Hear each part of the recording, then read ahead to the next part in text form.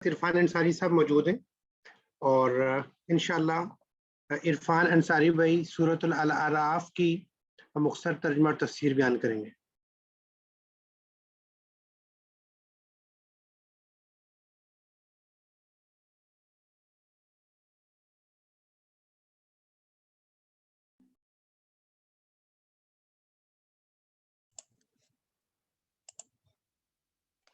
الحمدللہ والصلاة والسلام علی رسول اللہ۔ اعوذ باللہ من الشیطان الرجیم، بسم اللہ الرحمن الرحیم۔ الف لام میم صاد، کتاب انزل الیک فلا یکن فی صدرک حرج منہ لتنذر بہ وذکری للمؤمنین۔ صدق اللہ العظیم وصدق رسولہ الکریم ونحن من الشاہدین۔ رب اشرح لی صدری ویسر لی امری واحلل عقدۃ من لسانی یفقہوا قولی۔ اللہم ارنا الحق حقا وارزقنا اتباعہ وارنا الباطل باطلا وارزقنا اجتنابہ، آمین یا رب العالمین۔ سبحانک لا علم لنا الا ما علمتنا انک انت العلیم الحکیم۔ اللہم صلی علی محمد وعلی آل محمد وبارک وسلم۔ آپ کے سامنے جیسے آج اسد فخر الدین بھائی نے رکھا کہ ہم انشاءاللہ تعالی سورہ اعراف کا خلاصہ آپ کے سامنے رکھیں گے۔ سورہ اعراف اور سورہ الانعام دونوں کی جو نزول کا زمانہ ہے وہ تقریباً ایک ہی ہے، قریب ہی ہے، اور یہ قریب ہجرت کے زمانے کی صورتیں ہیں۔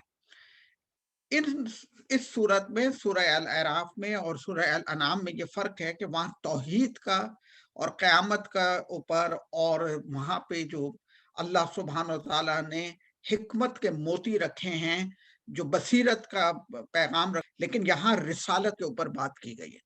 یہاں پہ توحید کے بعد جو ایک بنیادی چیز ہمارے ایمان کا حصہ ہے کہ نبیوں پر ایمان لانا، اور خصوصاً نبی کریم علیہ الصلاۃ والسلام کا ذکر کے زمانے کا ذکر کر کے اس سورہ کے اندر ابتدا کی گئی۔ تو پہلا اس کا اہم ترین موضوع ہے رسالت، رسالت کی اہمیت، رسالت کی حکمت، رسالت کو نہ ماننے کا انجام، اور رسالت کو ماننے کے طریقے میں اور اس کے بدلے میں انسان کے لیے خوشبختیاں، ان کا ذکر ہے۔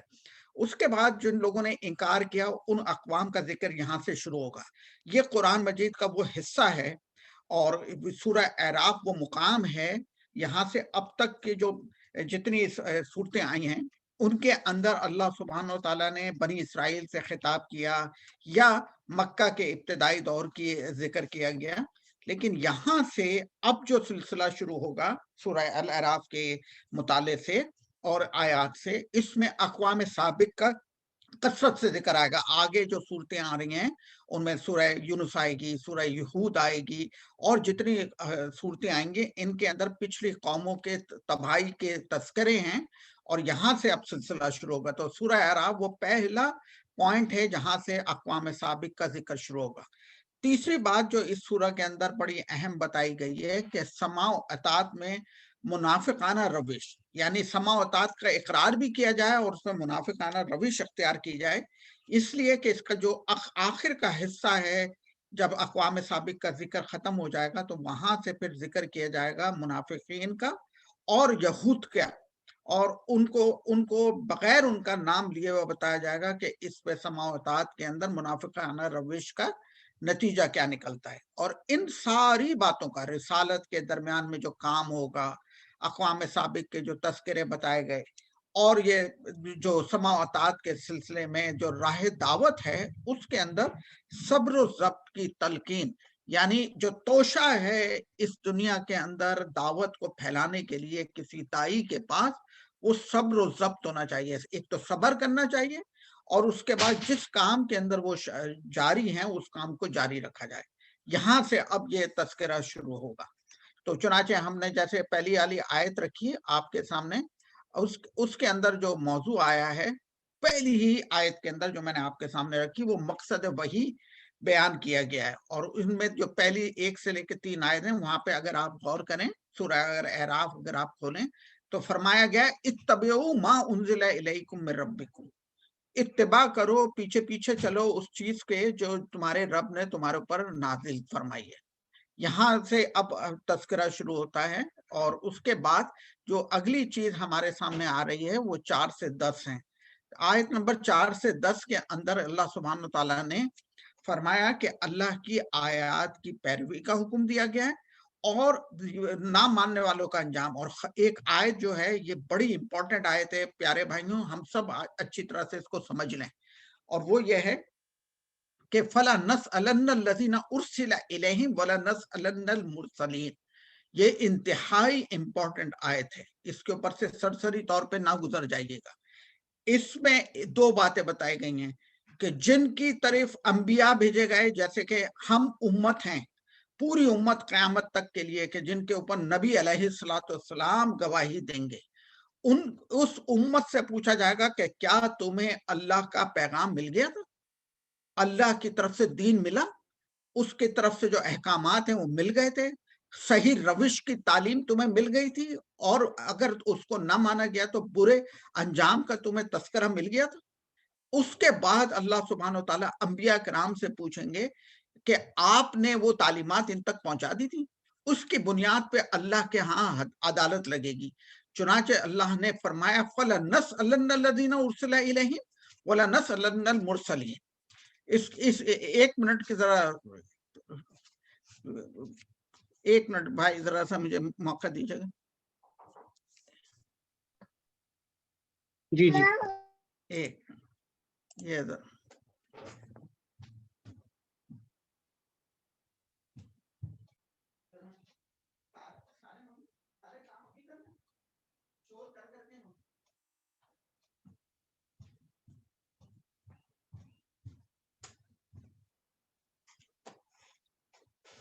اس کے بعد پیارے بھائیوں، معذرت، ذرا شور کم کرانے کی کوشش کر رہا تھا۔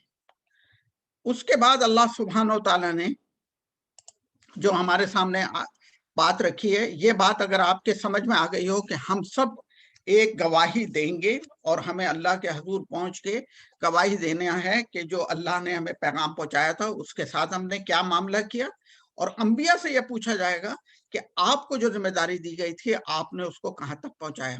اس کی بنیاد کے اوپر ہمارا اور آپ کا اور پوری انسانیت کا فیصلہ ہوگا۔ اس کے بعد پیارے بھائیوں ایک چیز جو اور سمجھ لینی چاہیے کہ تخلیق کا جو آدم علیہ السلام کی تخلیق کا جو مقصد بیان کیا گیا ہے، اس کے اوپر اللہ سبحانہ وتعالیٰ نے آیت نمبر 11 سے 25 تک کا میں ذکر کیا ہے، اور وہ ہے تخلیق بشر کا قصہ۔ پورا جو حضرت آدم علیہ السلام کی تخلیق کا جو قصہ ہے وہ بیان کیا گیا ہے۔ یہ آیت یہاں سے لے کے اور 11 سے لے کے 25 تک چلے گی، اور اس کے اندر وہ سارا اول جو تخلیق ہوئی اس کا ذکر ہے، اس حکمت کا ذکر ہے کہ جس کے لیے انسان کو بنایا گیا، اور یہ کہ شیطان کو جو مہلت دی گئی ہے۔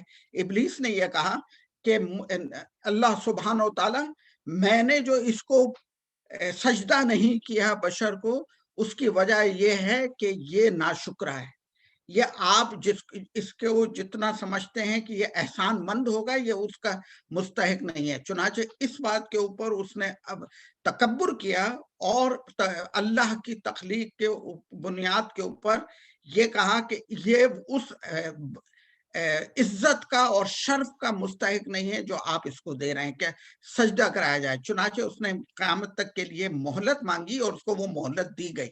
اور پھر یہ کہ اللہ سبحانہ وتعالیٰ نے بقیہ آیات کے اندر وہ پورا جو منظر ہے کہ شیطان کیسے ان کے پاس ان کا ہمدرد بن کے، یہ خیال رکھیے گا میں اور آپ اس بات کو سمجھ لیں کہ جب بھی شیطان کے وسوسے ہمارے ذہن میں آئیں، ہمیشہ وہ ہمدرد اور ناصح بن کے ہمارے پاس آئے گا۔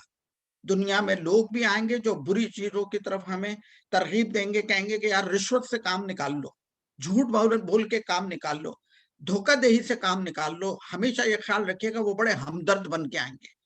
یہ لوگ بھی اور شیطان بھی جو وسوسے ڈالتا ہے، دونوں اس ہمدرد بن کے آتے ہیں۔ بالکل اسی طرح وہ ہمدرد بن کے آدم علیہ السلام اور حوا علیہ السلام دونوں کے پاس گیا۔ انہوں نے کہا کہ یہ جو تمہیں درخت سے کھانے سے منع کیا گیا ہے، اس کے پیچھے صرف ایک وجہ ہے کہ کہیں تم ہمیشگی کی زندگی نہ حاصل کر لو۔ इस तरह नासे बन के गया और कहा कि इससे कुछ नहीं होगा, तुम खा लो। और उसके बाद जब उन्होंने खा लिया तो उसका नतीजा क्या निकला कि उनकी जो शर्मगाहें थी वो एक दूसरे के सामने बेपर्दा हो गई।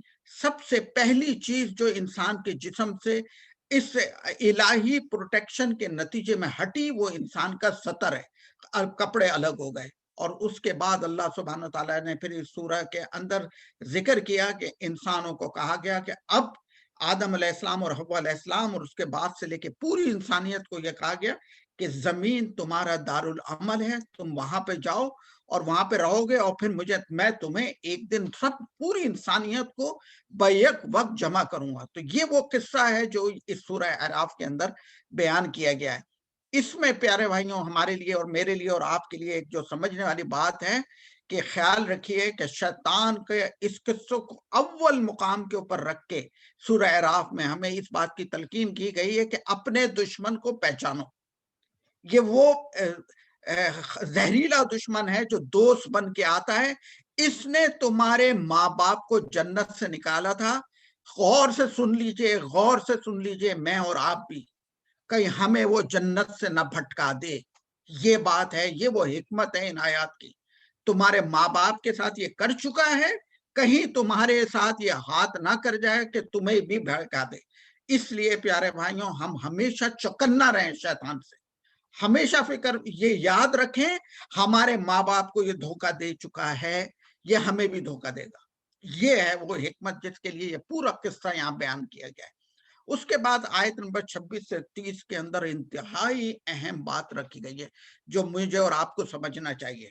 अल्लाह सुब्हानहू तआला ने ये फरमाया, या बनी आदम, ए आदम के बेटो, कद अंजलना अलैकुम लिबासन युवारी सुआतिकुम वरीशा, हमने तुम पर लिबास नाजिल फरमाया। इसका मतलब यह है कि इंसान ने अपनी अकल से लिबास नहीं बनाया, बल्कि अल्लाह सुब्हानहू तआला ने सतर, कपड़े, लिबास नाजिल फरमाया है। ये बहुत इंपॉर्टेंट बात है। अल्लाह सुब्हानहू तआला जानते हैं कि इंसानियत की क्या जरूरत है, इसलिए उसने लिबास नाजिल फरमाया ताकि तुम एक दूसरे को ढांक सको, एक दूसरे का पर्दा कर सको। इस करने के बाद अल्लाह सुब्हानहू तआला ने जो बात बताई कि सबसे ज्यादा बेहतरीन जो लिबास है वो तकवा का लिबास है। तकवा का लिबास ये कि फाखराना ना हो, दुनिया को दिखाने के लिए ना हो, बल्कि सतर पोशी के लिए हो और एक मोतदिल हो, एक साफ सुथरा हो। इसके अंदर बड़े पहलू हैं, इंशाल्लाह तफसील में आएंगे। लेकिन अब मेरे और आपके लिए पैगाम क्या है इन आयात के अंदर? देखिए 3 बातें इसके अंदर बहुत हमारे लिए इंपॉर्टेंट हैं लिबास के मामले में। एक, कि हम हमेशा ये याद रखें कि ये अल्लाह की तरफ से नाजिल करदा है। तो लिबास को पहनना, सतरपोशी करना, ये हमें अल्लाह ने हुक्म दिया है, भेजा है ये लिबास, हमें उसको पहनना है। दूसरी बात कि बेशर्मी के कामों से बचा रहे, यानी लिबास सतरपोशी के लिए है, ना कि उसको आधे कपड़े कर दिए जाएं जैसे कि मगरिब के अंदर हो रहा है कि लड़कियों के कपड़े उतर गए हैं, लड़कों के कपड़े ज्यादा पहने हुए होते हैं, लड़कियां कम कपड़े पहनी हुई हैं। ये जो नंगापन है, ये जो बरहनापन है और ये बेशर्मी है और ये बेगैरती के साथ ये जो माहौल है, ये शैतान के पीछे चलना है। और तीसरी बात मेरे और आपके लिए, हम कुरान के ऊपर यकीन रखते हैं, ईमान रखते हैं, हमारे लिए इसमें जो सबसे अहम चीज है कि अल्लाह के इस नाजिल करदा कपड़े को हम अल्लाह के हुक्म के मुताबिक पहनेंगे, तकवा का लिबास बनाएंगे, अपने सतर को पूरा कवर करके रखना है, अपने बेटियों, बेटों, बच्चों सबको बताना है कि पूरे कपड़े पहनने हैं। आज जो हमारे यहाँ रिवाज हो गया है कि हम मगरिब की नक्काली के अंदर ऐसे कपड़े पहनते हैं कि जिसके अंदर हमारा सतर पोशी नहीं हो पाती, बल्कि एक कहना चाहिए कि फहाशी का एक अंसर आता है, टाइट कपड़े पहने जाते हैं, कपड़े पहन के भी नंगा नजर आया जाता है। तो ये बातें सारे शैतान के तरीके हैं, इनसे बचने की